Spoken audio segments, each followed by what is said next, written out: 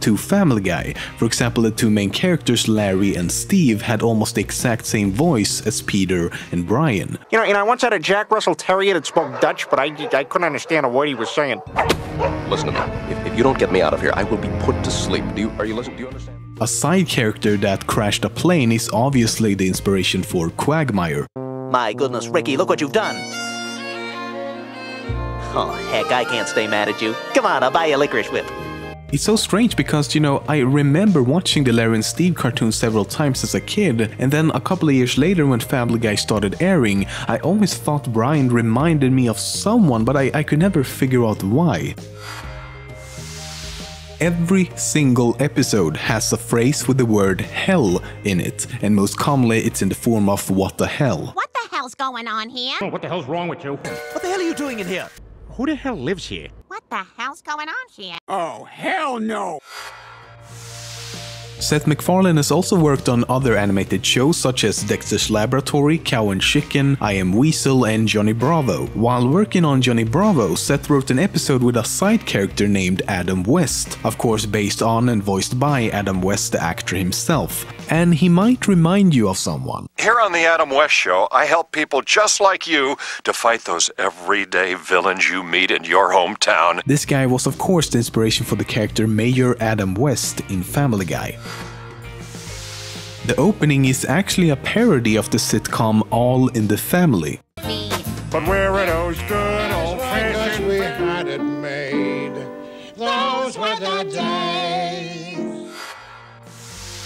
It's possible that the idea for Stewie was actually stolen from a comic titled Jimmy Corrigan, the Smartest Kid on Earth. The comic is about an intelligent infant child with a football-shaped head who invents things to escape from his mother. So even if it is a coincidence, those are some pretty specific similarities.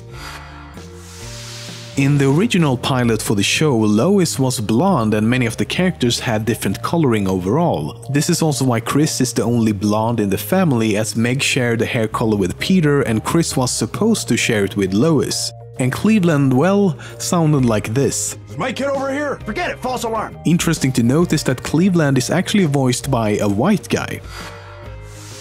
Meg Griffin's real name is actually Megatron Griffin, after Peter changed it. Meg has also had 3 different voice actors so far. Quagmire is 61 years old and throughout the show he's been left-handed in almost every situation. The chicken Peter fights from time to time is named Ernie. Joe's wife Bonnie was pregnant for 7 years, or 116 episodes. Peter's full name is Peter Löwenbräu Griffin.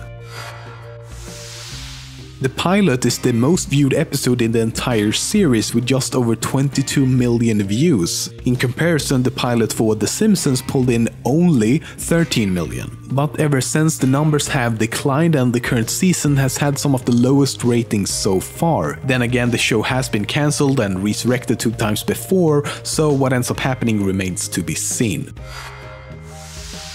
Unlike the uncertainty surrounding the location of Springfield in The Simpsons, the fictional city Quahog in Family Guy takes place in Rhode Island. This is mostly because Seth went to college there. Quahog is also the name of a clam commonly found in Rhode Island and is the reason the bar in the show is named the Drunken Clam.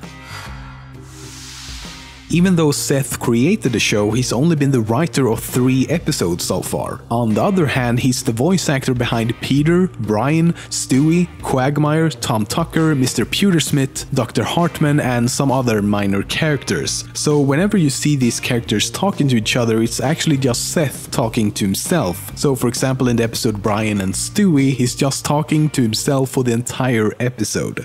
Thank you, oh, hot crowd. The Japanese game Kimari, in which people stand in a circle trying to keep a ball in the air by kicking it for as long as possible. It's essentially the same as kick-ups but with slightly different rules. And clothes. Evidence for ancient games similar to football has also been found in places like Greece and Italy, but it wasn't until the 9th century that modern-day football truly began to take shape. Between the 9th and 13th century, an activity known as medieval or mob football spiked in popularity in England, Scotland and France. Mob football is exactly what it sounds like. Large mobs, usually entire villages, would compete against each other trying to get a small object like an inflated animal bladder to a specific location. And with the exception of murder and manslaughter, almost anything was allowed to complete this objective. The games got so violent and disruptive to non-participants that in 1314 King Edward II issued a proclamation banning football in London. Many attempts to ban the games would follow in all three countries, but the bans were not very effective as people just kept on playing in secret. Beginning in the 16th century, a slightly different and familiar form of football were being played at public schools across England. It was a lot less violent than regular mob football, and more strict regulations were soon established. Things like only being allowed to use your feet, having a referee and a coach, passing, dribbling, and having a goal with a designated goalkeeper on each end of the playing field. Football began to transform into an organized sport rather than a chaotic riot. The problem was that each school developed its own version of the game with slightly different rules. For example, at rugby school, they preferred a more violent game where you could tackle your opponents and still carry the ball in your arms and hands, and thus rugby and gridiron football was born. The field is marked out in 5-yard spaces. That's why they call it gridiron. It's a cross between a chess game and a friendly homicide. Increasing attempts to unify and reconcile the various public school games were made, and in 1848 the first written rules were penned at the University of Cambridge. These rules became widely adopted, and in 1863 the Football Association was founded in London to continue to promote football under a unified set of regulations. As the sport became increasingly popular all over the globe, a need for an international association became apparent, and thus FIFA was founded in France in 1904. Today it's estimated that 3.5 billion people, or half the population of the entire globe, are fans of football.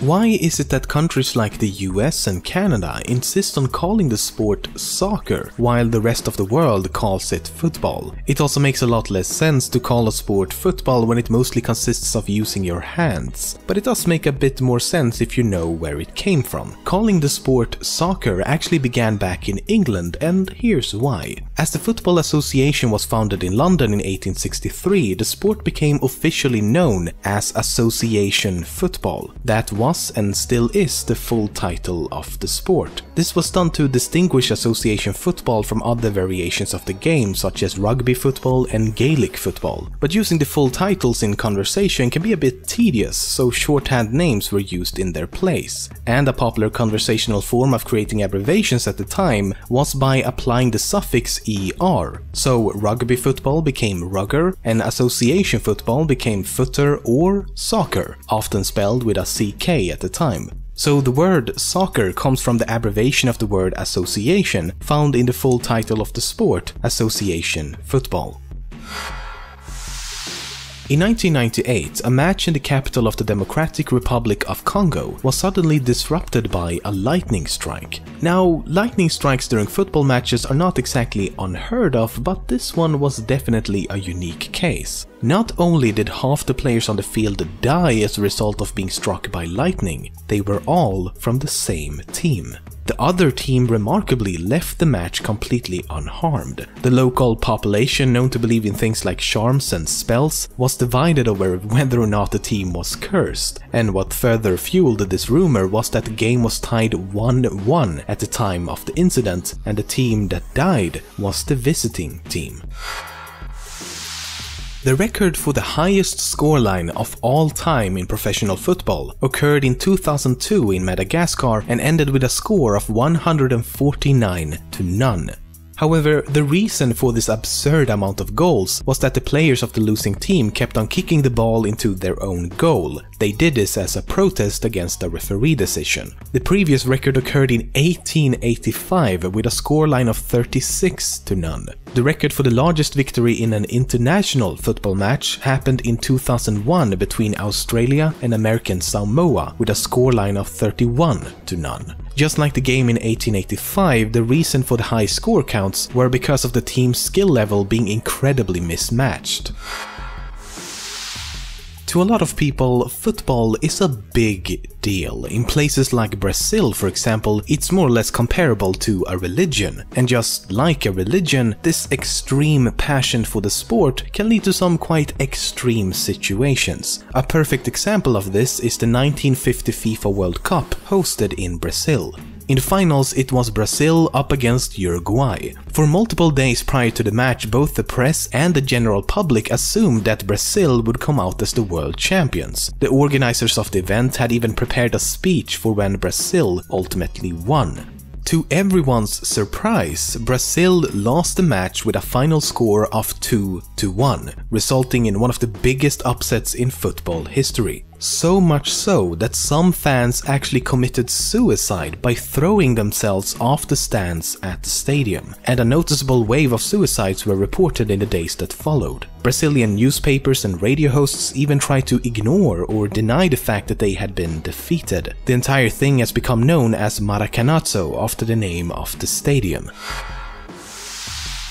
Even more dramatic, the 1970 FIFA World Cup prompted a war between two nations. In 1969, Honduras and El Salvador met during the qualification round for the upcoming World Cup. Honduras won the first game with a score of 1-0, which sparked a lot of violence among the fans. El Salvador would go on to win the second game with a score of 3-0, which ignited another wave of riots and violence. Finally, a playoff match took place which ended with El Salvador as the winner with a score of 3-2. Now, before all of this, these two nations were not exactly friends. Issues over land reform, immigration and democratic problems were all rampant long before these games ever took place. So when El Salvador won the final game, Hondurans began assaulting and harassing Salvadoran immigrants all across the country as a sort of retaliation for losing the game. El Salvador, seeing this as a form of genocide, dissolved all democratic relations with Honduras the very same day and launched an attack on the nation only 2 weeks after the final match. The war lasted for 4 days until a ceasefire was signed, at which point more than 2,000 people had died.